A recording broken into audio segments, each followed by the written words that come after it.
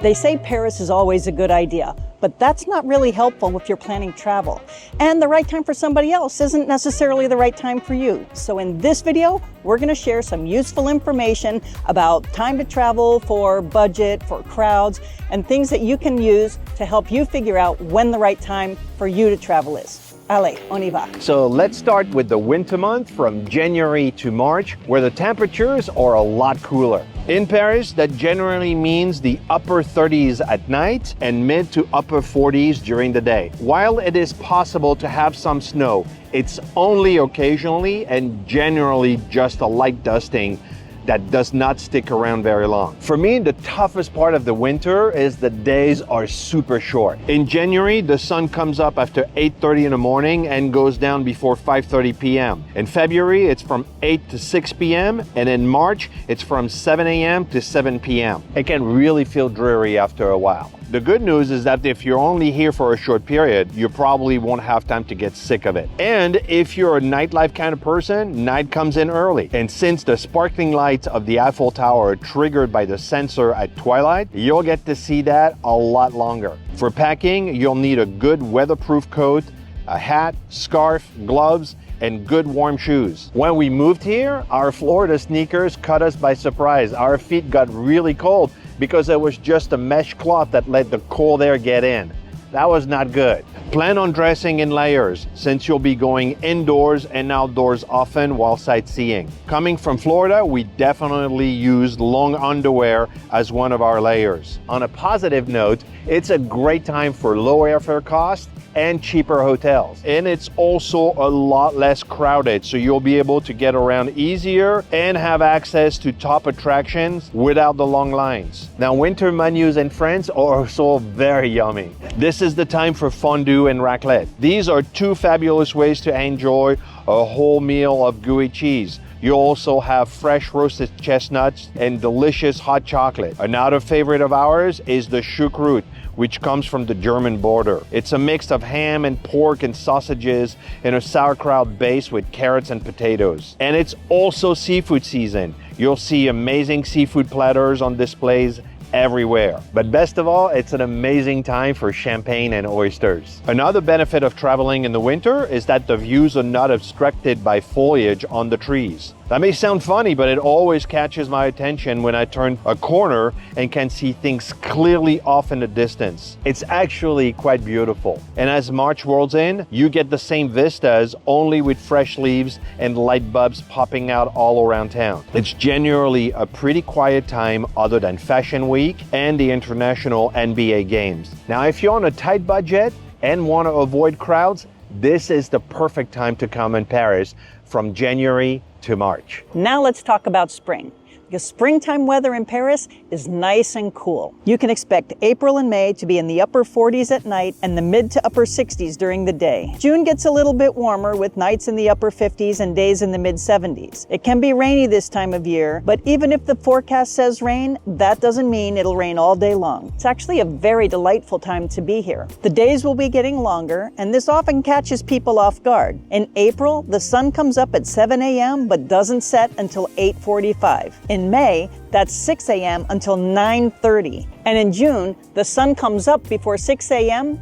and it doesn't set until after 10 p.m. It can be really deceptive when it feels like dusk and it's already 9 p.m. I've traveled here in June and it can get a little disorienting because there's daylight when there shouldn't be, and between that and the jet lag, I've been confused. For packing, you'll need a light jacket or sweater, and it's probably a good idea to have a hat and a scarf. Plan on dressing in layers because the difference between being in the sun versus the shade really matters. And also if you're going to be out and about in the transition from day to night. Your layers can be lighter. We often wear a long sleeve tee under our shirt and keep a sweater or jacket over our shoulders. And of course, I always wear a scarf. You can find reasonable airfare and hotel costs through April and May, other than the main spring break dates. But Paris is a big destination for high school and university graduations. And the farther you get into June, the higher rates you're going to find for flights and hotels. When it comes to long lines and access to tickets and attractions, April and May are still a good time to come, but it starts getting really busy in June. On springtime menus in Paris, you'll start to see things like omelets and crepes, dishes with artichokes and asparagus, salads with beets or apples, and you'll see more lamb on the menu in addition to other typical French dishes. But this is a great time to visit Paris if you're into gardens. The plants are full of new life and the flowers are blooming. So whether you want to hang out in the Jardin de Luxembourg or the Tuileries, or visit the grounds at Versailles or Claude Monet's home in Giverny, you won't be disappointed. For events in April, you'll find the Paris Book Fair and the Paris Marathon, and May is pretty quiet, so flights and hotels will be a little bit less. And things start to get busy as June rolls in with another fashion week and French Open tennis at Roland Garros, jazz festivals, outdoor concerts and movies, and the now famous Paris plage along the Seine. One caveat for May is that the French have a lot of national holidays that month, and you could find random things closed. This is a great time to visit for people who like warmer but temperate weather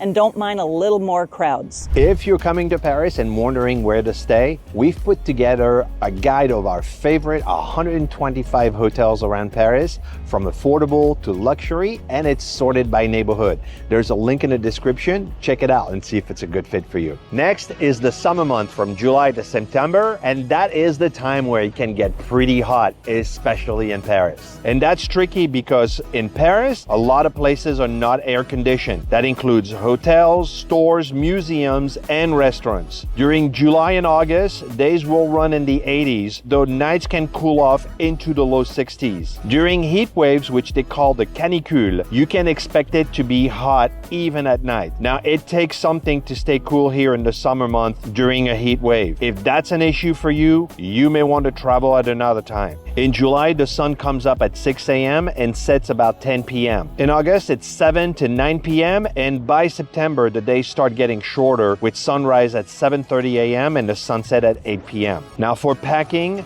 plan on light cotton clothes. For ladies, sundresses with long sleeve cotton or linen shirt as a cover is a classic French look. For the guys, loose fitting linen trousers and lightweight breathable shirts are the way to go. The most important things is to pack for your own comfort. There's a lot of talk about whether it's okay to wear shorts or leggings. Honestly, it's okay to wear just about anything you want to wear. Nobody cares. But definitely comfortable walking shoes, because you're going to be doing a lot of that. And it's no surprise that summer is a busy time for travel. Flights will be more expensive and so will hotel rooms. You'll find crowds and long lines. We've heard from more than a few people that tickets to attractions were hard to come by or that they couldn't get the time slots they wanted for their itineraries. If you're traveling in the summer month, plan on booking any tours or tickets for things you're really attached to well in advance. The same is true for restaurants at that time of the year. Now, the summer menus in Paris are a lot lighter. In addition to traditional French classic, you can expect excellent salade composée or mixed salad, grilled meats, and sausages. This is when you'll find ratatouille and other dishes